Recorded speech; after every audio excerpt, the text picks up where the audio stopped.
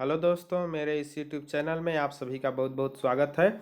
आज हम पार्ट 3 देखेंगे गणित का, जो आपको यहाँ दिख रहा है, जो कि मंडी निरीक्षक एवं पटवारी परीक्षा के लिए व्यापम में गणित के पूछे गए प्रश्न एवं उनका हल इसमें देखेंगे। मतलब आपके जो सीजी व्यापम में प्रीवियस ईयर में पूछे गए प्रश्न हैं, ठीक ना, मतलब जो व्यापम द्वारा पूछे जाते हैं लगभग प्रश्न, उन्हीं प्रश्नों का हम अध्ययन करेंगे। इसका ये पार्ट 3 है। इससे पहले भी मैंने 2 पार्ट अपलोड किया हुआ है गणित का, आपका पार्ट 1 एवं पार्ट 2।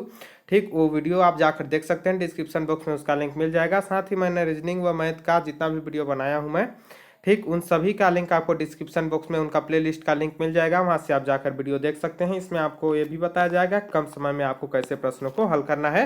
चलिए वीडियो यहीं से शुरू करते हैं। वीडियो आपको अच्छा लगे तो प्लीज़ वीडियो को लाइक कीजिएगा, चैनल पर नए हैं चैनल को सब्सक्राइब कीजिएगा। तो ये देख सकते हैं आप, ये है आपका डाउनलोड पटवारी क्वेश्चन पेपर 2019 पीडीएफ, मतलब क्वेश्चन 2 आपका सीजी पटवारी का 2019 में एग्जाम हुआ था, उसी का ये पार्ट 3 है। प्रत्येक पार्ट में हमने 10-10 क्वेश्चन देखा था, ठीक ना। दूसरे दोनों पार्ट में मतलब 20 क्वेश्चन मैं करा चुका हूँ, और ये आपका 10 क्वेश्चन हो जाएगा। उसके बाद 30 क्वेश्चन आपके आए हुए थे, 30 क्वेश्चन आपके पूरे कंप्लीट हो जाएंगे। मतलब 3 पार्ट में मैथ का आपका कंप्लीट हो जाएगा। फिर हम अगला रीजनिंग वगैरह का देखेंगे। ठीक, तो चलिए वीडियो यहीं से शुरू करते हैं। तो पहला हमारा प्रश्न है, आज देखिए आपका 61 नंबर का। यदि किसी आयत की लंबाई में 20% वृद्धि कर दी जाए तथा चौड़ाई में 20% कमी कर दी जाए तो नए आयत के क्षेत्रफल में होगी। ठीक, तो क्या पूछ रहा है आपके पास कि कोई आयत है, मान लीजिए आयत को आप जानते ही होंगे, आयत क्या होता है, जिसकी लंबाई व चौड़ाई बराबर होती है, इस टाइप की आकृति होती है, सॉरी, आयत की, है ना। तो आयत की मान लीजिए आपको ये आकृति आपकी आयत की है। ठीक, आयत की लंबाई में 20% वृद्धि कर दी जाए, चौड़ाई में 20% कमी कर दी जाए तो आयत का क्षेत्रफल ज्ञात करना है। तो इसके लिए आपको एक सिंपल सा सूत्र याद रखना है। सूत्र क्या होता है आपका, प्लस एक्स वाई बट्टा 100, ये आपका सूत्र होता है। इसी सूत्र में आप डायरेक्ट मान रख सकते हैं, आपका आंसर आ जाएगा एक्स प्लस एक्स वाई बट्टा 100, क्योंकि यहाँ परसेंट के रूप में दिया हुआ है वृद्धि, और हमें आंसर भी परसेंट के रूप में ही लाना है। देख सकते हैं सारे ऑप्शन आपके प्रतिशत के रूप में दिए हुए हैं, तो इस सूत्र में आप मान रख दीजिए। यहाँ एक्स बराबर आपका क्या हो जाएगा, एक्स बराबर होगा 20%, जो आपका लंबाई है, लंबाई 20% वृद्धि हो रहा है तो 20% हो जाएगा। और वाई बराबर आपका हो जाएगा -20। क्या होगा, वाई बराबर -20। क्यों, क्योंकि यहाँ चौड़ाई में आपका 20% कमी हो रहा है। ठीक, चौड़ाई में क्या हो रहा है, 20% कमी हो रहा है। तो कमी को हम किस चिन्ह से दर्शाते हैं, कमी को ऋण चिन्ह से दर्शाते हैं, मतलब माइनस चिन्ह के साथ दर्शाते हैं। इसलिए y बराबर -20, x बराबर +20, यहाँ आपको मान रखना है, फिर आपका आंसर आ जाएगा। चलिए अब यहाँ मैं मान रख के आपको डायरेक्ट दिखा देता हूँ। x का मान कितना था, +20, 20 रख दिए। y का मान -20 रख दिए। गुणा में आपका क्या था, एक्स वाई बटा 100, मतलब 20 गुणा में आपका -20 बट्टे में आपका हो जाएगा 100। ये है आपका, आप देखिए यहाँ 20 -20 यहाँ 0 हो गया, ये आपका कट के। उसके बाद यहाँ a0 से a0 कैंसिल, आपका a0 से a0 कैंसिल, और कितना बचा आपका 2 गुणा -2 तो -4, कितना आया, 2 दूना 4, मतलब -4, -4% आया हमारा। ठीक, माइनस मतलब यहाँ क्या होता है, माइनस आपको बताता है कि कमी हो रहा है। क्या बताता है, -4 मतलब 4% कमी। क्या हुआ, 4% कमी दिया हुआ है ऑप्शन में। जी हाँ, ऑप्शन में दिया हुआ है, ऑप्शन नंबर बी में 4% कमी, तो ऑप्शन नंबर बी आपका सही आंसर हो जाएगा। यहीं यदि आपका प्लस आया होता, ठीक ना, +4 आया होता तो क्या होता आपका, या फिर 4 डायरेक्ट आया होता 4%, तो क्या होता आपका 4% वृद्धि। यदि 4 बस आया होता तो 4% वृद्धि होता, माइनस आ गया, इसलिए क्या हो जाएगा यहाँ 4% कमी। तो आपको इस सूत्र को बस याद रखना है, x + y + xy बटा 100, इस सूत्र से आपका प्रश्न हल हो जाएगा ये। ठीक, चलिए अगला क्वेश्चन देखते हैं। आशा करता हूँ प्रश्न आपको समझ में आया होगा। अगला प्रश्न है हमारा, एक व्यक्ति कुछ संतरे ₹100 में 60 की दर से खरीद कर 120 में 70 की दर से बेचता है, उसका लाभ परसेंट कितना है। ठीक, क्या निकालना है आपका, लाभ परसेंट निकालना है, मतलब लाभ प्रतिशत निकालना है। और यहाँ देखिए, इसको आप समझिए क्या बोल रहा है, एक व्यक्ति कुछ संतरे ₹100 में 60 की दर से, मतलब क्या बोल रहा है आपका, 60 की दर से ₹100 में, मतलब 60 संतरे खरीद रहा है 100 रुपए में। कितने में खरीदा है, 60 संतरे आपके 100 रुपए में। फिर आगे बोल रहा है खरीद कर 120 में 70 की दर से बेचता है, मतलब आपका ये खरीदा कितना में है, 60 संतरे 100 रुपए में खरीदा है, और बेच कितना रहा है, तो आपके 70 संतरे बेच रहा है 120 रुपए में। कितने में बेच रहा है, 70 संतरे 120 रुपए में बेच रहा है, और 60 संतरे आपके खरीदा है 100 रुपए में। तो एक संतरे का मूल्य कैसे निकाल सकते हैं, एक संतरे का मूल्य निकालेंगे आप 100 बट्टा 60 करके। 100/60 कर देंगे तो एक संतरे का मूल्य निकल जाएगा खरीदा गया मूल्य। खरीदा गया मूल्य को क्या बोला जाता है? आपका क्रय मूल्य। खरीदा गया मूल्य को बोला जाता है क्रय मूल्य। मतलब एक संतरे का मूल्य या फिर क्रय मूल्य आपका कितना निकल जाएगा? 100/60 करेंगे तो 0 से 0 कैंसिल, ये आपका 2 तिया 6 हो जाएगा, 5 दूना 10 हो जाएगा। कितना आएगा आपका? 5/2। तो एक संतरे का मूल्य कितना आया? खरीदा गया मूल्य या फिर क्रय मूल्य 5/2 आया। अब विक्रय मूल्य निकाल लेते हैं एक संतरे का, मतलब एक संतरे का बेचा गया मूल्य। तो 70 संतरे बेच रहा है 120 रुपए में, तो एक संतरे कितने में बेचेगा आपका? 120/70। कितने में बेचेगा एक संतरा? 120/70 रुपए में। यहाँ काट दीजिए आप, 0 से 0 कैंसिल, और 7 अब किसी से नहीं जाएगा तो आपका क्या आ जाएगा? 12/7। क्या आ जाएगा? 12/7। ठीक, 12/7 रुपए। मतलब एक संतरा बेच कितने में रहा है आपका? 12/7 रुपए में बेच रहा है। मतलब विक्रय मूल्य आपका 12/7 हो गया। अब इसको मैं मिटा देता हूं। अब देखिए कितना हम निकाले थे, खरीदा गया मूल्य कितना था? 5/2 रुपए में एक संतरा खरीदा था, और आपका 12/7 रुपए में एक संतरा बेच रहा है। ठीक, 12/7 रुपए में एक संतरा बेच रहा है। अब क्या निकालना है आपका? लाभ परसेंट। तो पहले हम लाभ निकाल लेते हैं। तो लाभ कैसे निकालेंगे? जितने में बेचा है उतने में खरीदे गए मूल्य को घटा देंगे। ठीक, मतलब बेच कितना हम रहा है? 12/7 रुपए में, खरीदा है 5/2 रुपए में। इसको आप घटा दीजिए तो आपका 12/7 माइनस 5/2, 5 सॉरी, यहाँ मैंने वहाँ शायद गलत काटा हुआ था। कितना आया था हमारा? हाँ देखिए आपका 100/60 आया हुआ था।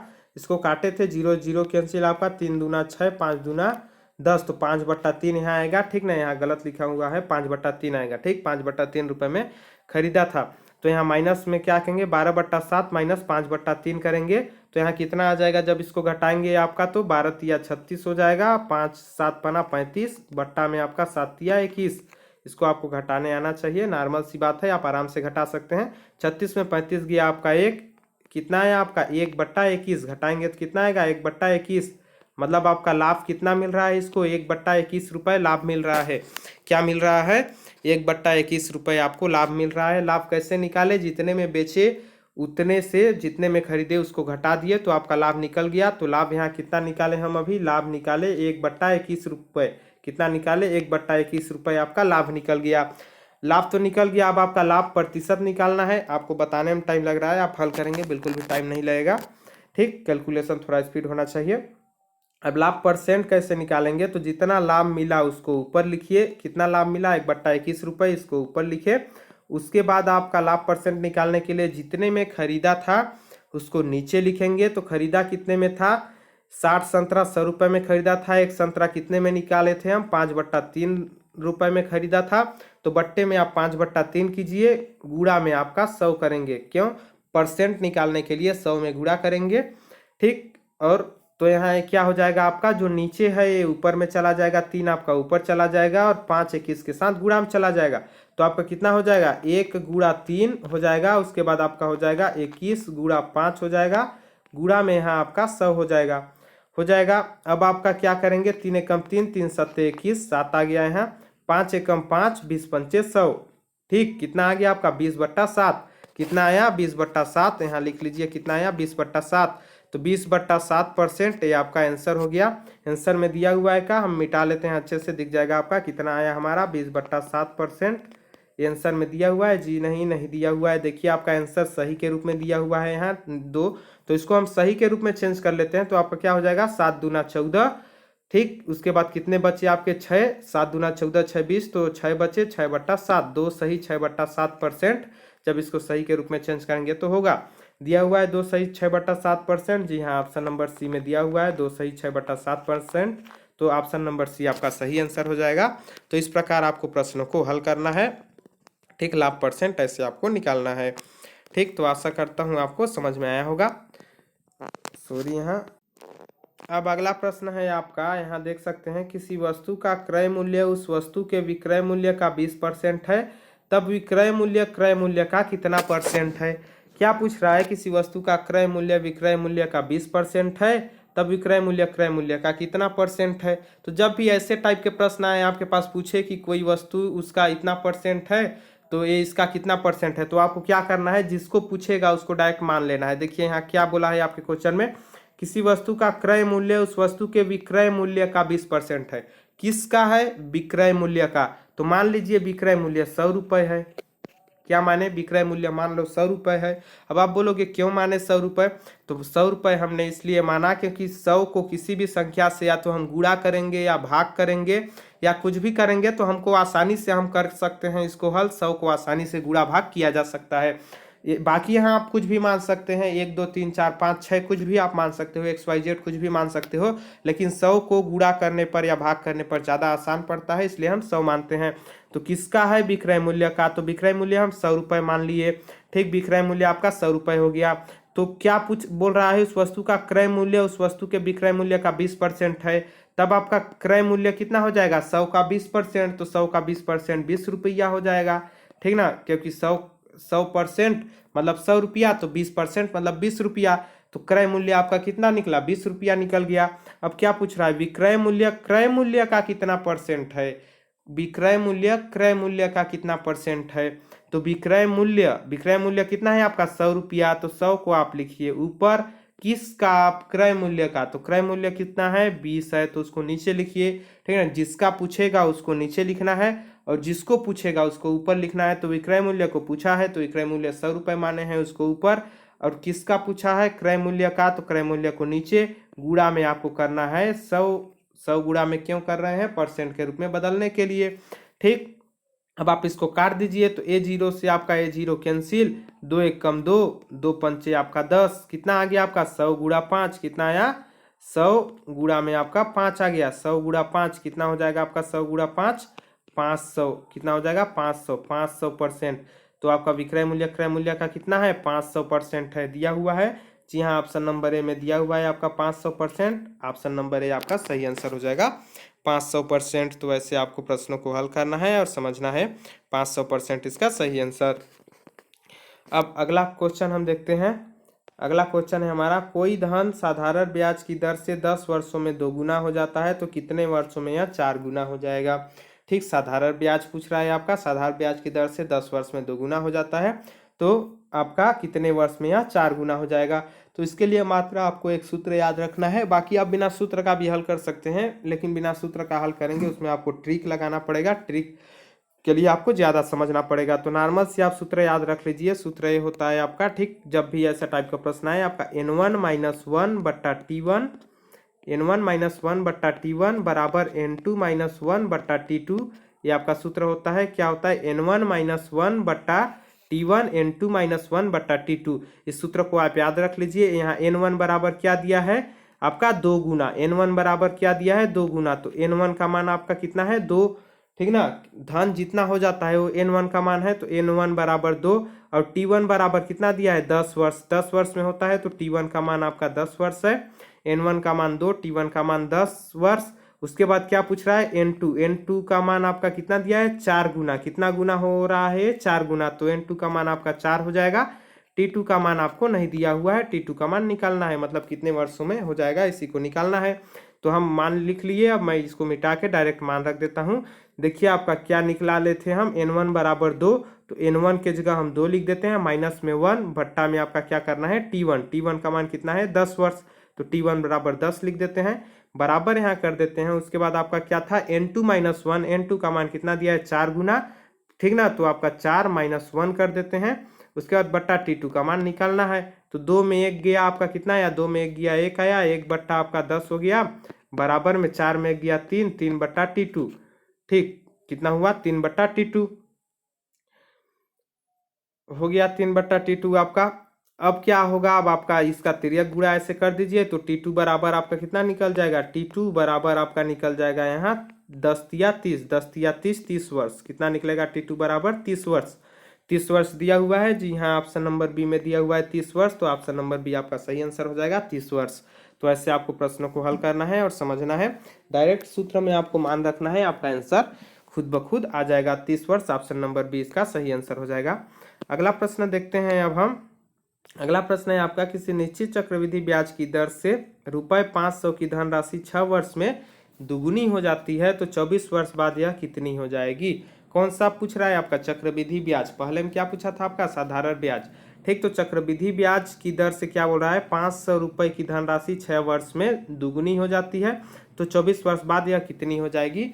मैंने मैथ के 4-5 टॉपिक से वीडियो बनाया हुआ है, ठीक ना। उसमें चक्रवृद्धि ब्याज, साधारण ब्याज दोनों का वीडियो मैंने बनाया हुआ है, वहां से आप जाकर अच्छे से वीडियो को देख सकते हैं। आपको यदि इसके बारे में नहीं आता होगा तो क्या होता है चक्रवृद्धि ब्याज, क्या होता है साधारण ब्याज। देखिए आपका क्या पूछ रहा है, आपका 500 रुपये है, वो 6 वर्ष में आपका दोगुना हो जाता है। तो हम बिना इसको सूत्र से कैसे हल करेंगे, देखिए ध्यान से समझिए। 6 वर्ष में आपका कितना हो जा रहा है, 500, सॉरी यहाँ, हाँ कितने रुपए हैं आपके, 500 रुपये हैं। 500 रुपये आपके 6 साल में कितने हो जा रहा है, दोगुना। मतलब 500 का दोगुना कितना हुआ, 500 दूना 1000। तो 6 वर्ष में कितना हो गया, 500 रुपये 1000 हो गया। फिर से 6 वर्ष बाद कितना हो जाएगा आपका, 1000 का फिर डबल हो जाएगा, तो आपका 2000 हो जाएगा। फिर से 6 वर्ष बाद आपका कितना हो जाएगा, फिर डबल हो जाएगा, तो 2000 का आपका 4000 हो जाएगा।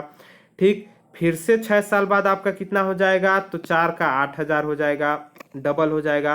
क्योंकि हर 6 साल में क्या हो रहा है, पैसा डबल हो रहा है, ठीक ना। पैसा डबल हो रहा है तो आपका 500 से 1000 हुआ, 1000 से 2000 हो गया, 2000 से 4000 हो गया, 4000 से 8000 हो गया। हर 6 साल में बढ़ रहा है डबल। ठीक। क्या पूछा है आपके पास, 24 वर्ष बाद। कितने वर्ष बाद, 24 वर्ष बाद। ये देखिए आप फर्स्ट में 6 वर्ष हो गया, फिर सेकेंड 6 वर्ष, 6 6 12 साल हो गया ये आपका। फिर 6 तिया 18 साल हो गया, फिर 6 चक्को 24 साल हो गया। 4 बार 6 साल जुड़ गया तो आपका क्या हो गया, 24 साल हो गया। तो 24 साल में टोटल रुपए कितना हो गया आपका, 8000 रुपये। कितने हो गया टोटल, 8000 रुपये 24 साल में आपके हो गए। 24 साल में टोटल 8000 रुपये हो गया आपका।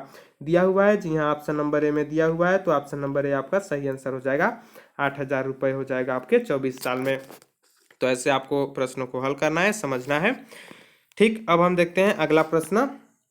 अगला प्रश्न है हमारा, निम्न चित्र में जब एल, ये चिन्ह आपका क्या है, ऐसे चिन्ह होता है, उसको समांतर का चिन्ह बोलते हैं। क्या बोलते हैं, समांतर। तो जब चित्र में जब एल समांतर एम है तब कोण ए प्लस कोण बी का मान क्या होगा। ठीक ना, इस डैश दिया है, मतलब इसका मान आपको ज्ञात करना है। तो देखिए इसको मैं तरीके से भी आपको हल करना बताऊंगा, और आपको एक शॉर्ट ट्रिक के हिसाब से भी बताऊंगा कि आप यहाँ देख के भी बता सकते हैं कैसे होगा इसका हल।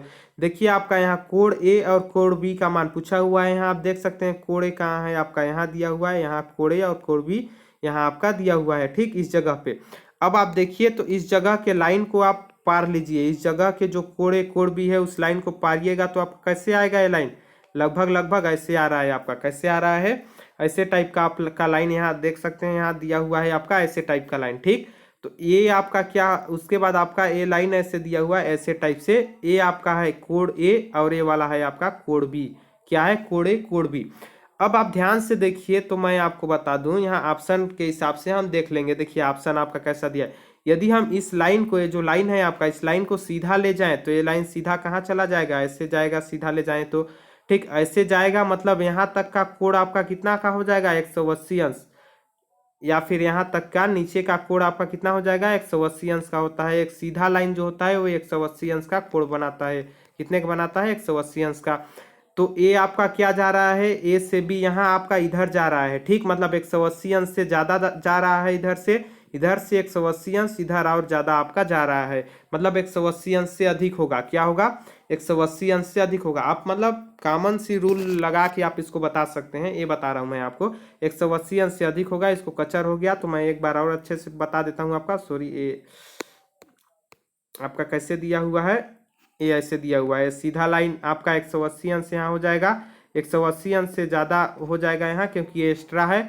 ठीक, तो यहाँ देखिए आपका 180 अंश से ज़्यादा क्या दिया हुआ है, 95 तो होगा नहीं, बिल्कुल गलत, क्योंकि 180 अंश से ज़्यादा है। 180 भी नहीं होगा क्योंकि इससे ज़्यादा है। अब आपका 360 अंश दिया हुआ है, तो 360 अंश क्या होता है आपका, 360 अंश एक गोला होता है। ठीक, जब गोला होता है वो आपका 360 अंश होता है। ठीक, मतलब आप जहां से स्टार्ट कीजिएगा वहीं जब ऐसे गोल करके आप पहुंच जाइएगा तब वहां 360 अंश होता है। तो यहाँ गोल तो है नहीं आपका, तो 360 अंश होगा नहीं। ठीक, तो ऑप्शन नंबर डी आपका 215 अंश है, मतलब 180 अंश से ज्यादा है, तो ऑप्शन नंबर डी आपका सही आंसर हो जाएगा। आप देख के कॉमन रूल से इसको बना सकते हैं कि ऑप्शन नंबर डी इसका सही आंसर हो जाएगा। 215 अंश इसका सही आंसर हो जाएगा। तो ऐसे आप इस टाइप के प्रश्नों को बना सकते हैं कॉमन देख के। बाकी ये रूल के हिसाब से आप हल करेंगे तो ये हल होगा, लेकिन यहाँ आपको अच्छे से बताते नहीं बनेगा, उसके लिए ब्लैक बोर्ड से बताना पड़ेगा। ठीक, तो चलिए यहाँ मैं इसको नहीं बताता हूँ, बस आपको इस ट्रिक से बता रहा हूँ आपको। ये ऐसे है, इस ट्रिक से आप इसको हल कर सकते हैं। यहाँ से यहाँ तक ये सीधा लाइन आपका होता है 180 अंश, 180 अंश से ज़्यादा है तो आपका 215 अंश सही आंसर हो जाएगा। इस टाइप से आपका ऑप्शन नंबर डी सही आंसर हो जाएगा इसका। ठीक, अब हम देखते हैं अगला प्रश्न। अगला प्रश्न है हमारा आपका ए बी बराबर 18.2 सेंटीमीटर तथा डी बराबर 13 सेंटीमीटर तथा त्रिभुज ए बी सी समरूप त्रिभुज डी ई एफ। यदि त्रिभुज डी ई एफ की परिमाप 50 सेंटीमीटर हो तो त्रिभुज ए बी सी का परिमाप क्या होगा। ठीक, क्या बोला है आपका, यहाँ देखिए एक चिन्ह यहाँ हमको दिया हुआ है कि ए बी सी त्रिभुज ए बी सी समरूप त्रिभुज डी ई एफ। समरूप का मतलब ये होता है आपका उसके रूप समान है, भले उसके आकार छोटे बड़े हो सकते हैं। जैसे ए आपका एक त्रिभुज है, ठीक ना, दूसरा त्रिभुज ए है, तो देखिए इसकी लंबाई आपका 18.2 सेंटीमीटर है। यहाँ ए बी हम नाम दे देते हैं, यहाँ हम डी ई नाम दे देते हैं। तो इसकी लंबाई 18.2 सेंटीमीटर है, इसकी आपकी 13 सेंटीमीटर है। ठीक, 13 सेंटीमीटर है। तो इनकी लंबाई कम ज़्यादा हो सकती है, लेकिन इनके रूप जो है, इनके आकार जो है, ठीक ना, आकार एक जैसा है। ये होता है आपका समरूप का मतलब। ठीक, तो इसमें आपका कैसे ज्ञात करेंगे, तो देखिए इसका एक सूत्र लगाइए आप। सूत्र होता है आपका डी ई एफ का परिमाप दिया हुआ है और ए बी सी का परिमाप निकालना है। तो क्या हो जाएगा आपका त्रिभुज ए बी सी का परिमाप, त्रिभुज ए बी सी का परिमाप बट्टा आपका हो जाएगा त्रिभुज डी ई एफ का परिमाप। क्या हो जाएगा, त्रिभुज डी ई एफ का परिमाप। ठीक, ए बी सी का परिमाप बट्टा त्रिभुज डी ई एफ का परिमाप बराबर में आपका होगा ए बी बट्टा डी ई। क्या होगा, बराबर में ए बी बट्टा डी ई। ठीक, ये सूत्र होता है आपका। इस सूत्र को आप याद रखिए। क्या याद रखिएगा, त्रिभुज ए बी सी का परिमाप बट्टे में त्रिभुज डी ई एफ का परिमाप बराबर आप कीजिए, उसके बाद ए बी बट्टा डी ई। बस इसमें आप मान रख दीजिए, अब आपका आंसर आ जाएगा। कैसे रखना है, देखिए ए बी सी का परिमाप नहीं दिया हुआ है तो इसको आप एक्स मान लीजिए, कुछ भी मान लीजिए। ठीक, तो एक्स रख दीजिए। अब बट्टा में क्या लिखना है आपको, डी ई एफ का परिमाप। डी ई एफ का परिमाप यहाँ देखिए आपका कितना दिया हुआ है, 50। तो यहाँ मैं लिख लेता हूँ, ठीक ना, यहाँ मिटा देता हूँ। एक्स बट्टा 50 हो गया, मतलब त्रिभुज ए बी सी का परिमाप बट्टा त्रिभुज डी ई एफ का परिमाप बराबर में हम कर देंगे ए बी बट्टा डी ई। ठीक, तो ए बी का मान 18.2 सेंटीमीटर, तो 18.2 बट्टा में आपका हो जाएगा 13। बस आप यहाँ से एक्स का मान निकाल दीजिए, आपका आंसर आ जाएगा। देखिए आंसर कैसे लाना है। ठीक, इसको मैं मिटा देता हूँ, अच्छे से यहाँ लिख देता हूँ। एक्स बराबर आपका कितना आ जाएगा, इधर का 50 इधर जाएगा, आपका 50 गुणा 18.2 बट्टा में आपका 13 ये आएगा जब हम हल करेंगे। तो देखिए इसको कैसे करेंगे, इसको यहाँ से हम इससे 13 से इसको डिवाइड दे सकते हैं। आपका 13 एक कम 13 हो गया, कितना बचा, 5 बचा। तो 5.2 आपका हो गया, मतलब यहाँ दशमलव लगाए तो 13 चक्कू 52 कितना हो जाएगा आपका 1.4 आएगा। जब 18.5 को 13 से भाग देंगे, उसके बाद आपका 14 से 50 को भाग देंगे तो 14 पंचे 70 आएगा। कितना आएगा, 14 पंचे 70 आएगा, 14 पंचे आपका। और एक जीरो यहाँ 50 के लिए हो जाएगा, और दशमलव के बाद एक अंक है तो यहाँ एक अंक के बाद दशमलव लग जाएगा। तो आप कितना आ जाएगा, टोटल आप इसको हल कर सकते हैं, 70 आएगा। कितना आएगा आपका, 70 आएगा। तो 70 सेंटीमीटर है त्रिभुज ए बी सी का परिमाप। निकल गया हमारा त्रिभुज ए बी सी का परिमाप 70 सेंटीमीटर दिया हुआ है ऑप्शन में। जी हाँ, ऑप्शन नंबर बी में दिया हुआ है 70 सेंटीमीटर। तो ऑप्शन नंबर बी इसका सही आंसर हो जाएगा, त्रिभुज ए बी सी का परिमाप 70 सेंटीमीटर हो जाएगा। तो ऐसे आपको प्रश्नों को हल करना है इस टाइप के, और समझना है 70 सेंटीमीटर इसका परिमाप हो जाएगा। अब हम देखते हैं अगला प्रश्न। अगला प्रश्न है आपका, एक समचतुर्भुज की प्रत्येक भुजा 39 सेंटीमीटर है। यदि इनके एक विकर्ण की लंबाई 72 सेंटीमीटर हो तो दोनों विकर्णों की लंबाइयों का अंतर कितना होगा। क्या पूछ रहा है, दोनों विकर्णों की लंबाइयों का अंतर कितना होगा। क्या बोल रहा है, समचतुर्भुज। तो समचतुर्भुज होता क्या है वो मैं आपको बता देता हूँ। यहाँ समचतुर्भुज क्या होता है आपका, तो समचतुर्भुज मतलब जिसकी चारों भुजाएं क्या हो, समान हो, उसको बोला जाता है समचतुर्भुज। मतलब इस टाइप से कुछ आकार होता है समचतुर्भुज का। ठीक, इसमें क्या बोल रहा है, प्रत्येक भुजा 39 सेंटीमीटर की है। मतलब ए बी सी डी आप कुछ भी इनको नाम दे सकते हैं। ये जो आपका है, ये आपका प्रत्येक भुजा कितने का है, 39 सेंटीमीटर। मतलब प्रत्येक भुजा की जो माप है आपका 39 सेंटीमीटर है। प्रत्येक भुजा की माप 39 सेंटीमीटर। इसके एक विकर्ण की लंबाई 72 सेंटीमीटर है। यहाँ से मान लीजिए इसको विकर्ण बोला जाता है। तो एक कोई विकर्ण है, इसकी लंबाई कितनी है, 72 सेंटीमीटर। मतलब यदि इस विकर्ण को बीच से हम बांट दें, ठीक ना, इसकी लंबाई आपकी 72 सेंटीमीटर है। और ये दूसरा विकर्ण मान लीजिए है, इसकी लंबाई हमें ज्ञात करना है दूसरा विकर्ण की।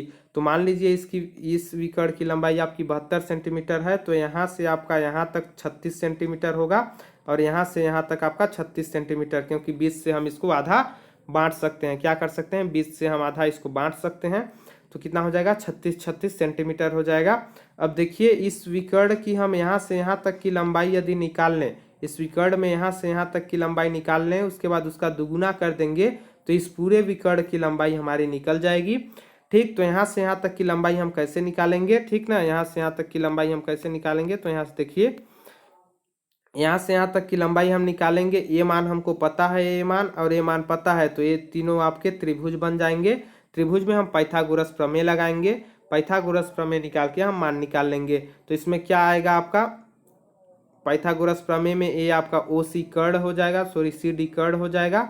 उसके बाद ए आपका लंब हो जाएगा, ए वाला आपका आधार हो जाएगा। तो ध्यान से इसको समझिएगा, ठीक ना। कैसे होगा, पाइथागोरस प्रमेय हम लगाएंगे यहाँ, तो आपका क्या हो जाएगा 39 का होल स्क्वायर बराबर, ठीक ना, बराबर कोई भी एक मतलब आपका लंब का स्क्वायर, लंब का मान वहाँ नहीं दिया है, आधार का स्क्वायर 36 का स्क्वायर, 36 का स्क्वायर, ऐसे आपका हो जाएगा। उसको समझिएगा ध्यान से, वीडियो बैक करके फिर से चित्र आप देख सकते हैं।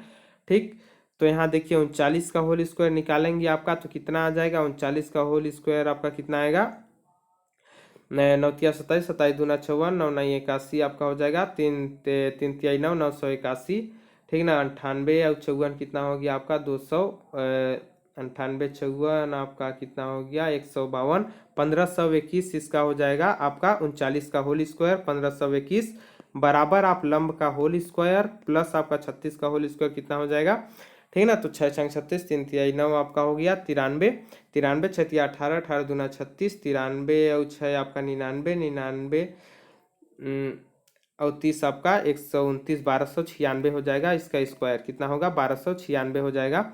अब हम लंब का स्क्वायर निकालने के लिए क्या करेंगे, इन दोनों को घटा देंगे, मतलब 1521 माइनस हम कर देंगे 1296, 1521 माइनस 1296 करेंगे आपका, तो कितना आ जाएगा 11 में 6 गया आपका 5 हो जाएगा। ठीक, उसके बाद 11 में 9 गया आपका 2 हो जाएगा। ठीक, 4 में 2 गया आपका 2 हो जाएगा, कटकुट हो जाएगा। ठीक, 225 आ जाएगा आपका, 225 किसका होल स्क्वायर होता है 15 का, किसका होता है 15 का।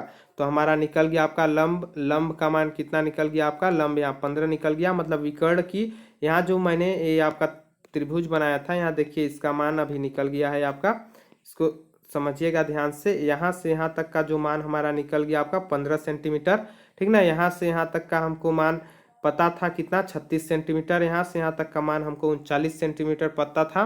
तो इन दोनों के मान से हम यहाँ का मान निकाल सकते हैं, क्योंकि ये आपका एक समकोण त्रिभुज हो जाएगा, ठीक ना। यहाँ आपका ये समकोण त्रिभुज है, तो पाइथागोरस प्रमेय लगा के हम यहाँ से मान निकाल लिए 15 सेंटीमीटर यहाँ से यहाँ तक का, तो यहाँ से यहाँ तक का भी आपका 15 सेंटीमीटर हो जाएगा। मतलब टोटल इस विकर्ण की लंबाई आपकी कितनी हो जाएगी 15 + 15 बराबर 30 सेंटीमीटर इस विकर्ण की लंबाई हो जाएगी। अब क्या पूछ रहा है, दोनों विकर्णों का अंतर कितना है। तो पहला विकर्ण कितना था 72 सेंटीमीटर, दूसरा विकर्ण आपका कितना है 30 सेंटीमीटर।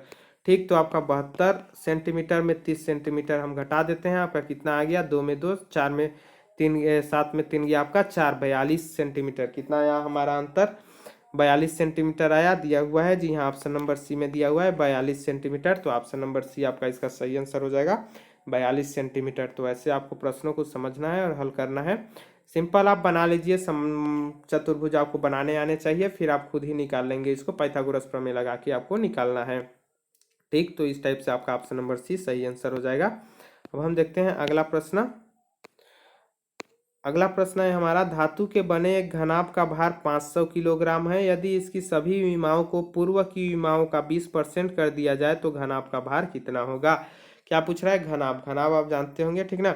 घनाभ किसको बोलते हैं आपको पता होगा। घनाभ का भार कितना है आपको 500 किलोग्राम है घनाभ का भार, यदि इनकी सभी विमाओं को पूर्व की विमाओं की, क्या बोल रहा है, यदि इसकी सभी विमाओं को पूर्व की विमाओं का 20% कर दिया जाए, मतलब पहले की जो विमा है उसकी 20%, उसका 20% कर दिया जाए सभी विमाओं को। तो विमा मतलब क्या होता है आपको पता होना चाहिए। घनाभ की विमा मतलब होता है आपका लंबाई, चौड़ाई, ऊंचाई जो होता है उसी को विमा बोलते हैं, ठीक ना। यूनिट बोलते हैं बोला जाए तो। लंबाई चौड़ाई ऊंचाई उसी को यहाँ विमा बोल रहा है, ठीक ना। मतलब लंबाई चौड़ाई ऊंचाई को पहले से 20% कर दिया जाए तो नए घनाभ का भार क्या होगा। तो आपको क्या करना है, इसमें घनाभ की कितनी विमा होती है, 3 विमा होती है। कौन कौन सी, लंबाई चौड़ाई ऊंचाई, ठीक ना। 20%, आंसर में हमारा परसेंट में है क्या, नहीं। देखिए आंसर आपका परसेंट में नहीं है तो परसेंट को हमको चेंज करना पड़ेगा। क्या करना पड़ेगा, परसेंट को चेंज। और 20% को हम क्या लिख सकते हैं, 20/100। क्या लिख सकते हैं 20% को, 20/100। जब परसेंट को चेंज करते हैं नॉर्मल में तो आपका बट्टे में 100 लिखते हैं। प्रतिशत मतलब होता है आपका बट्टे में 100, तो 20% मतलब 20/100। और कितनी विमा होती है, 3 विमा, तो 3 बार हम लिखेंगे 20/100 गुणा में आपका 20/100 गुणा में आपका 20/100। 3 बार लिखेंगे 20/100, एक लंबाई के लिए, एक चौड़ाई के लिए, एक ऊंचाई के लिए। उसके बाद आपका जो भार है उसको लिख देंगे। भार कितना दिया है आपका, 500 किलोग्राम।